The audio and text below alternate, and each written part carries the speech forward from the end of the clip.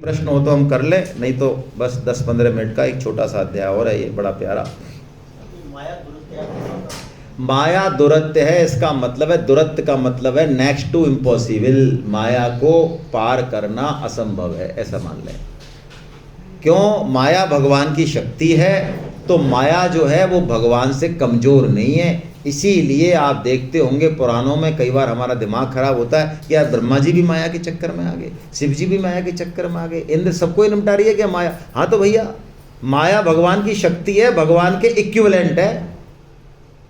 दुरत्य का मतलब है बिना भगवान का आश्रय लिए माया को हम जीत नहीं सकते, ये मतलब है दुरत्य का, अपने साधन से नहीं। जी भगवान ने कहा है तो मुझे अपने तत्व से जान। हाँ, वो तत्व क्या है? तत्व से जानने का मतलब है ऊपरी नाम रूप में ना फंस के भगवान को मूल रूप से जानना।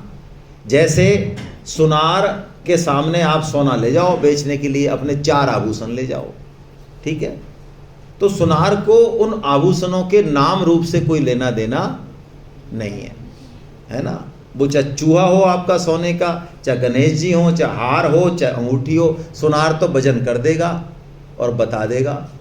यानी सुनार की नज़र किस पर है? चूहे पे और गणेश जी पे नहीं है, सुनार की नज़र किस पर है? तो भगवान को तत्व से जानने का मतलब है हर व्यक्ति का अपना स्वभाव होता है, हम सब स्वभाव के वश में, हम जल्दी से अपने स्वभाव को छोड़ नहीं पाते हैं, लेकिन तत्वदर्शी को हमसे कोई समस्या नहीं होगी। जो गीता का साधक है उसको किसी भी स्थिति में अपने घर में परेशानी नहीं हो सकती। यदि गीता का साधक है तो उसको कैसी भी पत्नी दे दो आप, दिक्कत नहीं आएगी उसको। और जो गीता का साधक नहीं है उसको भी कैसी भी दे दो, बढ़िया से बढ़िया, उसको दिक्कत ही दिक्कत है। क्यों? तत्व से जानता है वो। क्या मतलब? वो जानता है कि ये जो व्यक्ति है ये ऊपर से तो स्वभाव के वश में, लेकिन मूल में ये किसका अंश है? अंश नहीं है, भगवान ही है ये। और इसका जो स्वभाव है वो टाइम बीइंग है, वो आज है, हो सकता है कल ना रहे। तो उसकी दृष्टि उसके स्वभाव पे, उसके गुण पे, उसके दोष पे न होके किस पे रहेगी?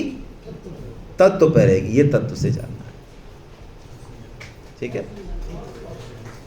प्रेम तत्व अनिर्वचनीय है। हाँ, प्रेम तत्व अनिर्वचनीय का मतलब है कि शब्दों की एक सीमा है, भाव शब्दों से बहुत परे है। प्रेम तो और भी ऊपर की अवस्था है, इसलिए उसको शब्दों से बताने की हम लोग कोशिश तो करते हैं, लेकिन वास्तव में उसका वर्णन नहीं हो सकता। स्वामी जी कहते हैं एक गुड़ का हम वर्णन नहीं कर सकते, तो प्रेम का वर्णन क्या कर देंगे?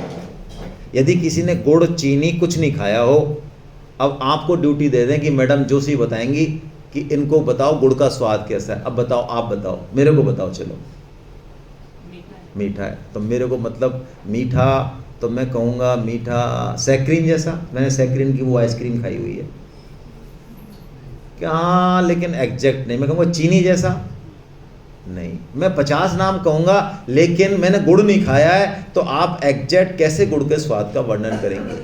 फिर अल्टीमेटली आपको यही कहना पड़ेगा कि भैया मेरे प्राण मत पी, ये गुड़ का टुकड़ा ले, खा और जा।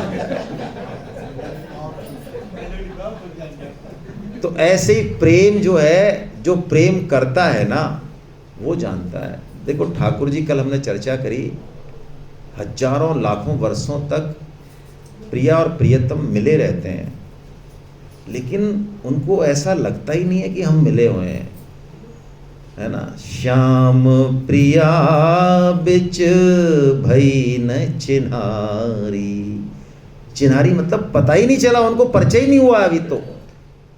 अरबरात मिलवे को निश दिन, मिले ही रहत मानो कबहू मिले ना।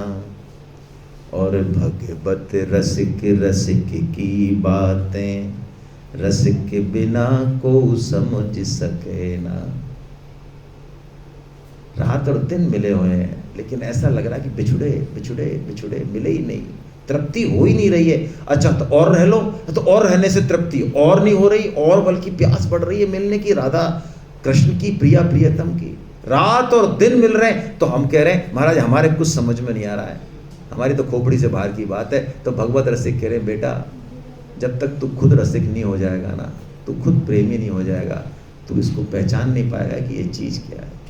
इसलिए प्रेम शब्द अनिर्वचनीय है। साधक गीता पाठ भी पढ़ रहा है, कृष्ण भक्ति भी करता आ रहा है, तो उसको ऐसा लग रहा है, द्वंद्व चल रहा है उसके दिमाग में कि वो राम जी की तरफ जा रहा है। ऐसी में वो क्या करे साधक? मौज करे, मौज करे, मौज हो गई है ना। भगवान श्री कृष्ण जो है भगवान श्री राम की तरफ धकेल रहे हैं, तो बहुत बढ़िया है, कोई टेंशन नहीं है। नंददास जी तुलसीदास जी के साथ ही रहे। नंददास जी जो अष्टछाप के कवि हैं, तुलसीदास जी के साथ ही उन्होंने वेद पुराण पढ़े। तो बाद में वो पहले काशी रहते थे, बाद में वो कहाँ आ गए? वृंदावन आ गए। और वृंदावन आ गए और वृंदावन आ गए तो बांके बिहारी जी में दर्शन करे तो उनका चित्त जो है ना, एक खोल के देना, उनका चित्त जो है किस में फंस गया? किस में फंस गया?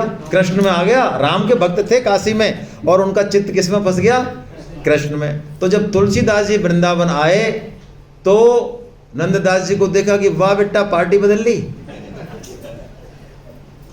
कहा कमी रघुनाथ में और छाड़ी कुल की बान, कि तुमने यार हमारी परंपरा छोड़ दिया नंददास जी हैं।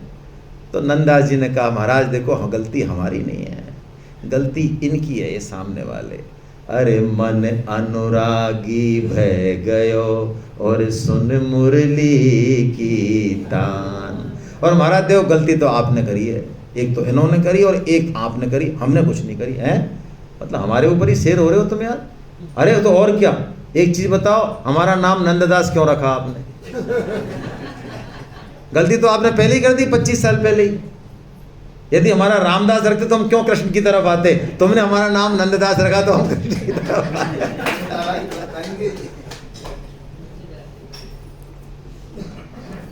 कोई फर्क नहीं है, बहुत बढ़िया है, कतई फर्क मत मानो। भगवान जी का नाम ठाकुर जी किसने रखा, क्यों बुलाते हैं? हाँ, ठाकुर मतलब नाथ, मालिक। ये ठाकुर वो वाले ठाकुर नहीं है ना। रामकृष्ण परमहंस जी के नाम से ये उस समय ज़्यादा प्रचलन में आया। रामकृष्ण परमहंस जी को ठाकुर बोलते हैं, है ना। जो कौन सा संप्रदाय है ये? रामकृष्ण मिशन वाले जो हैं तो ये ठाकुर बोलते हैं रामकृष्ण देव को, है ना। ठाकुर मतलब सारे जितने भी भगवान हैं उनका सम्मिलित नाम ठाकुर है। चलिए, हाँ, मालिक नाथ, मालिक नाथ वही मतलब है, वही जगन्नाथ है। मतलब जगन्नाथ कह दो, ठाकुर कह लो, मालिक कह दो, कुछ भी कह दो, है ना, वही है, भगवान ही है।